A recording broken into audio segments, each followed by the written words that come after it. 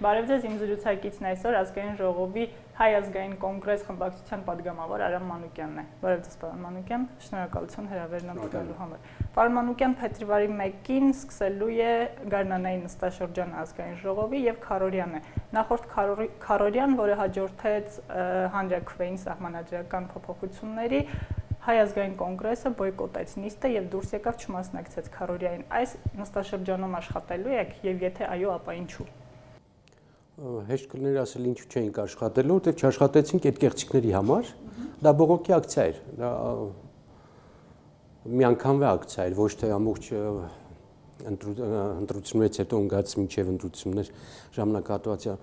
Մենք ունենք ծրագիր եւ այսօր խմբակցության նիստ ենք անցկացրել առաջիկա նստաշրջանի համար մեր դիրքորոշումները, մեր օրենսդրական նախաձեռնությունները, մեր կառավարության հետ հարաբերություններն ենք ճշտել, հարցերի շրջանակը, հարցապնդումները, արտահերթ օրենսդրական նախաձեռնությունները, այդ ամբողջ շարքը նախատեսել ենք, իսկ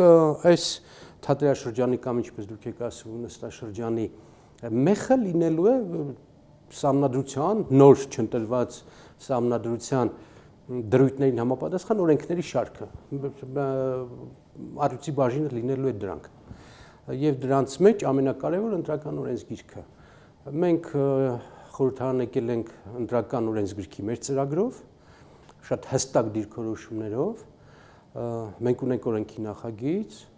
մենք ունենք նաև այլ քաղաքական ուժերի հետ համաձայնություն, մտածում ենք հիմա նաև այլ քաղաքացիական հասարակական կառույցների հետ համատեղ գործընթաց իրականացնել ընտրական օրենսգրքում մեր սկզբունքները անցկացնելու։ Եվ դա լինելու է այս գոնե գարնան հիմնական գործը։ Մենք կփորձենք նաև միջազգային կառույցների աջակցությամբ իրականացնել մեր իսկ նախագծի կետերի անցկացումը։ Դրանք այն կետերն են, որոնք վիճարկելի չեն, որոնք փորձված են, որոնք ԵԱՀԿ-ն անընդհատ ներկայացնում է Հայաստանի իշխանություններին, մասնավորապես 2 օր առաջ էլ Ստրասբուրգում այդ բոլոր բողոքները հնչեցվեցին ցուցակների հետ կապված, վերահսկողության հետ կապված, ժողովրդի վստահության հետ կապված, մենք ունենք նախագիծ եւ այդ նախագիծը այս նստաշրջանում պետք է փորձենք անցկացնել։ Պարոն Մանուկյան, ինչպես եք անցկացնելու ի վերջո հանրապետական կուսակցությունը, իշխող կուսակցությունը ազգային ժողովում ունի մեծամասնություն ձայների եւ ավելին կան դուք խոսում եք իհարկե, հա, մեխանիկական բանի մասին, հնարավորությունների ձայնի առումով իհարկե մենք դժվարություն ունենք, բայց Հայաստանը ունի պարտավորություններ ԵԽԽՎ-ում, եվրոպական կառույցներում եւ ԵԱՀԿ-ի բոլոր առաջարկները Հայաստանի հետ կապված հանձնարարականները շատ հստակ են։ Մեր առաջարկները օրենքի հետ կապված ամբողջապես 100%-ով ներդաշնակ են ԵԱՀԿ առաջարկների հետ։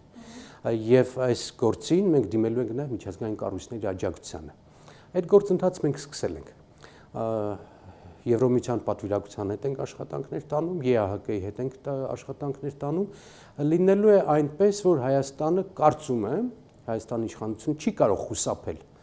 այն առաջարկների իրականացումից, որ տարիներ շարունակ Հայաստանի առջև դրված է, որովհետև Հայաստանի իշխանության վիճակը այսօր առավել քան խոցելի է, թույլ վիճակում են, շատ թույլ, այսպես բամբուլի վիճակում են, որ կողմից քամին գա, այն կողմից իրանք ենթարկվելու են եւ իրենք ստիպված են որոշ բաներում գնալ ընդառաջ ԵԱՀԿ-ին, եվրոպական կառույցներին եւ գրել օրենք, որը կբավարարի նաեւ եվրոպացիներին։ Այդ իսկ առումով մենք այդ կամպանիան կկազմակերպենք այդ ֆորմատով, ոչ թե միայն մենք պարլամենտում փորձենք հանրապետականին, դա դժվար է, մենք փորձենք եւ քաղաքացիական ուժերին, եւ քաղաքական ուժերին, եւ միջազգային կառույցներին ընդգրկել այն կետերի շուրջ, որի համար Հայաստանը երաշխիքներ է տվել, որ ինքը ընտրական օրենսգրքում փոփոխություններ անելու է։ Եվ այն կետերի շուրջ, որ ԵԱՀԿ-ն առաջարկում է որպես հանձնարարականներ Հայաստանի իշխանություններին։ Ընդ երկու կետ կա, ասում վստահություն ավելացրու ժողովրդի, որ հավատային ընտրությունների արդյունքին, թափանցիկ արա այդ ամենը եւ մաքրի ցուցակները։ Սրա շուրջ է լինելու։ 4 առաջարկներից կարծես 4-ն էլ հիմնված են հենց այդ սկզբունքների վրա, որոնցից մեկի վերաբերյալ հանրապետականը տարիներ շարունակ ունի կոնկրետ դիրքորոշում, խոսքը վերաբերում է ցուցակների, հետընտրական ցուցակների հրապարակմանը։ Նույն դիրքորոշումը կարծում եմ շարունակելու են պնդել եւ ավելին դուք առաջարկել եք նաեւ էլեկտրոնային մեխանիզմ է ներդնել ընտրական օրենսգրքում, որը կբացառի ընտրակեղծիքների, կրկնագի քվեարկությունների, կարուսելների եւ բոլոր այն մեխանիզմների օգտագործումը, որն ըստ էության ապահովում է այն արդյունքները, ինչը սովորաբար ապահովում են իշխանությունները Հայաստանի Հանրապետությունում տարիներ շարունակ։ Ինչպես եք կարողանալու հաղթահարել այս կարծրացած բարիերը։ Խնդիրը համալիր է լուծվելու, ընդ որում այդ կետերից որևէ մեկ եթե չի կատարում կամ երկուսն է կատարում, խնդիրը չի լուծվելու։ Օրինակ իրենք հիմա խաղի մեջ են մտել, էլեկտրոնային ընտրության տարբերակ են փորձում ներկայացնել, դա միայնակ այդ խնդիրը չի լուծելու։ Ցուցակները պետք է մաքրվեն այս գլխից, այսինքն ընտրական ցուցակները պետք է հանվեն այն մարդիկ, որոնք 20 տարի, 15 տարի Ռուսաստանում են կամ Ամերիկայում, չզրկելով նրանց ընտրական իրավունք։ Ցուցակները պետք է տպվեն, մասնակցածների ցուցակները հաջորդ օրը, թե ովքեր են մասնակցել, ինչպես նաև էլեկտրոնային քվեարկություն, բայց էլեկտրոնային քվեարկություն ոչ թե դու գալիս ես քվեարկում ես եւ դառնում ես մասնակից, այլ մատնահետք, իդենտիֆիկացված քարտ եւ այս երկուսը իրար իդենտիֆիկացվում են, այսինքն դուք մասնակցում եք ընտրություններին, որտեղ ձեր մատնահետքը նշվում է եւ դուք այլևս չեք կարող որևէ տեղ մասնակցել եւ այդ ժամանակ եք ստանում քվեարկության իրավունք, թե չէ այս դեկտեմբերի 6-ին ես մարդիկ գիտեմ, այնքան են ասել, որ ID քարտերով 10 անգամ քվեարկել են կամ ունեն 10 հատ ID քարտ։ ID քարտը պլաստմասի կտոր է։ Պլաստմասի կտորը պետք է իր անձի հետ նույնականացվի, որ ինքը չկարողանա ուրիշ ընտրություն։ Մի խոսքով, խնդիրը համալիր է ներկայացվելու։ Կրկնում եմ, սա մենք ներկայացրել ենք միջազգային կառույցներին, հիմա Վրաստանի փորձն ենք փորձում վերցնել ցուցակները մաքրելու, Միջին Ասիայում եվրոպական կազմակերպությունները էլեկտրոնային քվեարկության իրենց տարբերակներն են ներկայացրել։ Դա էլ կփորձենք ներգրավել եւ կրկնում եմ հեքիաթի ժանրից չէ, էլի, մինչեւ մենք չունենանք քաղաքական, քաղաքացիական, հասարակական եւ միջազգային կառույցների աջակցությունը, հանրապետականին չես տիպի գա այդ օրենքների ընդունմանը։ Դրա համար մենք այսպես լայն ճակատով կփորձենք եւ անում ենք հիմա պատրաստվել այս օրենքի ընտրությունների այս մեխանիզմի իրականացման եւ անցկացման։ Տեսնենք ինչ կստացվի։ Պարոն Մանուկյան, հանրաքվեից հետո քաղաքական դաշտում վերադասավորումներ են լինում, իշխանական ճակատում նկատվում է որոշակի համախմբում մի քանի կուսակցությունների կամ կուսակցական խմբերի հետ ինչպես եք տեսնում կամ որտեղ եք տեսնում ձեր դերը եւ ինչպիսի համագործակցություն եք հավանական համարում։ Ով ում հետ կուզի ամուսնանա կոալիցիակազմի, դա իրենց դաշտն է, իրենց իրավունքն է, ես է բացարձակ չեմ ուզում դրան անդրադառնալ, իսկ մեր դիրքի հետ կապված առավել քան հստակ է եւ այստեղ նույնիսկ հարց տալը անիմաստ է, մենք մնում ենք մեր դիրքերում ով է լինի մեր կողքը շատ մարդ լինի շատ լավ, չլինի մենակ էլ լինենք, մենք փողոցը, հրապարակը, ժողովրդին եւ այս իշխանությունների դեմ պայքարը անիմաստ է ասել շարունակել ենք, բայց ինչ պետք է անենք։ Տեսեք, պարոն Մանուկյան, մեր դիրքորոշումը հստակ է, այս իշխանությունները պետք է գնան։ Այս իշխանությունները կործանել են, կործանում են եւ դեռ կործանելու են Հայաստանը։ Այս ձևի բանաձևեր, որոնք Եվրոպայից են գալիս, այս ձևի Transparency International-ի զեկույցներ, կոռուպցիայի թվերը նայեք, Հայաստանի ժողովրդավարության խոսքի ազատության իրավիճակը նայեք, սա Հայաստանը մսխող, Հայաստանը սպառող քաղաքականություն է։ Այս ձևի փաստաթուղթ 92-93 թվականի դու ազատագրում էիր աշխարհում քեզ որևէ ԵԽԽՎ նկատի ունեմ այս բանաձև։ Իսկ հիմա Հայաստանից սպառնում են, որ դու կարող ես հումանիտար աղետ առաջացնես Ադրբեջանի համար եւ ամբողջ աշխարհը քո դեմ կսկսի սանկցիաներ կիրառել։ Մեկը չասես, մեկը չկանգնեց, ասեց այս մեր դիվանագետներից, բայց 23 տարի դու բլոկադայի մեջ ես։ Երկու երկիր բլոկադային հայտարարել եւ աշխարհը իր կուրությամբ կամ քո թույլիկ աշխատանքով չես կարողանում մի հատ բանաձև անցկացնել, որ դու բլոկադայի մեջ ես եւ բլոկադան պատերազմ է։ Միջազգային բոլոր օրենսդրություններով բլոկադա է թե դու արեցիր ու դու այդ երկին պատերազմ ես հայտարարում։ Բայց գնացեք դրա հետ աշխատեք։ Այսինքն ստացվում է որ բլոկադա են անում, բայց միջազգային կառույցը մեզ մեղադրում է, որ ջուրը բաց չես թողնում Սարսանգով Ադրբեջանում դու հումանիտար աղետ ես պատրաստում։ Ամոթ է։ Խայտարակություն է այս ձևի փաստաթղթեր ստանալ միջազգային կառույցներից, որտեղ դու աշխատում ես, որտեղ դու ներկայացություններ ունես, դեսպանատներ ունես։ Սփյուռքը այլևս չի օգնում։ Մենք միշտ Ադրբեջանը միշտ ասում էր դուք ունեք մի հատ գործիք, Սփյուռքը, որով ինչ ուզում ես լոբինգ ես անում եվրոպական միջազգային կառույցներում անց ես կասում։ Բա այդ Սփյուռքը։ Սփյուռքը այլևս չի ուզում։ Սփյուռքը մեզնից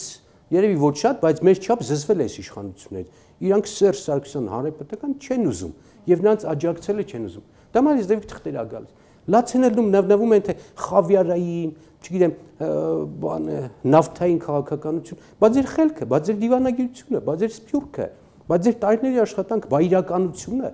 մենք ոչ ենք ասում Եվրոպայից բերեք թղթեր Հայաստանի գովերքով գոնե իրականությունը ֆիքսեք, այ անամոթներ։ Երկիրը 23 տարի լինի բլոկադայի մեջ եւ թշնամի երկիրը քեզ ներկայացնի մեղադրանք բլոկադայի համար, հումանիտար աղետի համար, ծիծաղելի է։ Ծիծաղելի է իրենց ներկայացումները, թե իրանք սա ներկայացնում են հաղթանակ։ Այսինքն 5 հատ պարտությունից 3-ը մի կերպ պրծանք, 5 հատ հարված չկրանք, 3-ը կրանք դա հաղթանակ է, ամոթ է։ Սա խայտարակ դիվանագիտական պարտություն է մեր իշխանությունների համար։ Շատ լավ, վերադառնանք ներքաղաքական ձեր դիրքին եւ դուք ասացիք իշխանությունները պետք է հեռանան։ Իշխանությունները տարբեր քաղաքական ընդդիմադիր ուժեր բարձրաձայնում են, որ իշխանությունները պետք է հեռանան, հանրությունը կարծես թե համամիտ է, բայց իշխանությունը հեռանալու փոխարեն շատ էլ լավ ամրապնդել է իր դիրքերը, գնում է երրորդ փուլով վերարտադրության։ Հարցը հետեւյալն է, դուք համարեցիք անիմաստ ձեր անելիքների վերաբերյալ հարցը, բայց այնուամենայնիվ տեսեք իշխանությունները մեր անելիքներ չէ, մեր դիրքի, մեր դիրքորոշման։ Իմ հարցը ձեր դիրքորոշման վերաբերյալ։ Բայց տեսեք, իշխանությունները ամրացնում են իրենց թևը տարբեր բանակցությունների միջոցով։ Ընդդիմադիր դաշտում հայտնվում են եւ կան ընդդիմադիր կուսակցություններ, որոնք չեն կարողանում լեզու գտնել, համատեղ պայքարել եւ հեռացնել կամ իրականացնել իշխանափոխություն։ Այս կոնտեքստով ինչ անելիքներ եք կանխատեսում, ծրագրում, առաջարկում։ Ուրեմն մեծ խոսելու ճակերտավոր հիմքը ժողովրդի տրամադրությունն է եւ ժողովրդի քվեարկությունը։ Դեկտեմբերի 6-ին ժողովուրդը միանշանակ այսպես եկավ, թփացրեց իր ոչը ասեց։ Այսինքն մի հասարակություն, որը չի ուզում այդ իշխանություններին, քաղաքական ուժերը պարտավոր են անել այդ հասարակության պատվերը։ Մենք հիմա փորձում ենք այդ հասարակության պատվերը իրականացնել, եւ դրա համար է, որ ասում ենք իշխանությունները պետք է գնան, ոչ թե մեր կամքն ենք արտահայտում։ Մենք ընդհանրապես լավագույն կարող ենք քաղաքական գործիք լինել հասարակության կամքը իրականացնելու համար։ Հիմա այդ դաշտում եթե իշխանությունն էլ իր բիրտ մեթոդներով կուսակցություն է ոչնչացնում, կուսակցություն է իրանով անում, կուսակցություն է խափում, կաշառում պաշտոններ տալու համար իր մեթոդն է,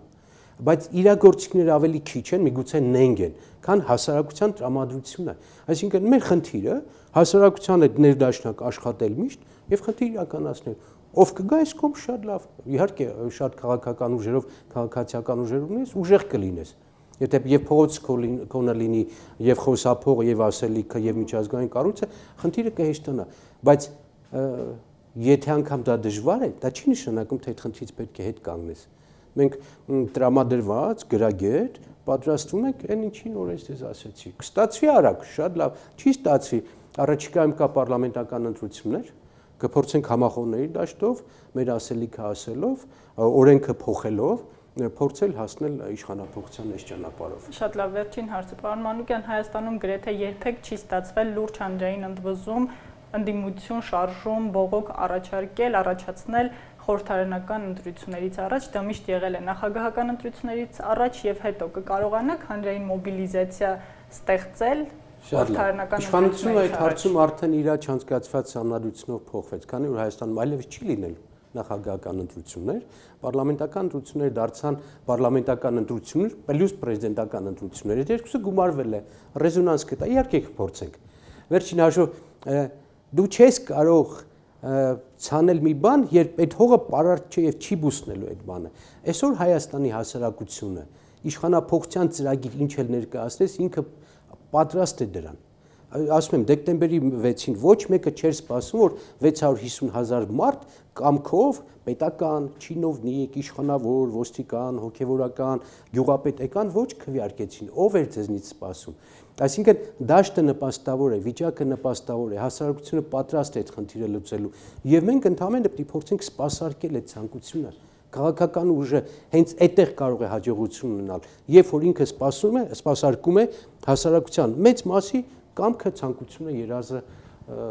նկարտումները։ Սա է ճանապարհը։ Մենք կգնանք այդ ճանապարհով, ինչքան կստացի, չգիտեմ, բայց այն որ տրամադրված են եւ դաշտը նպաստավոր է, իշխանություններն էլ փնթի իրենց գործունեությամբ նպաստում են դրան, այսքանը գումարենք, փորձենք տեսնենք ինչ կստացվի։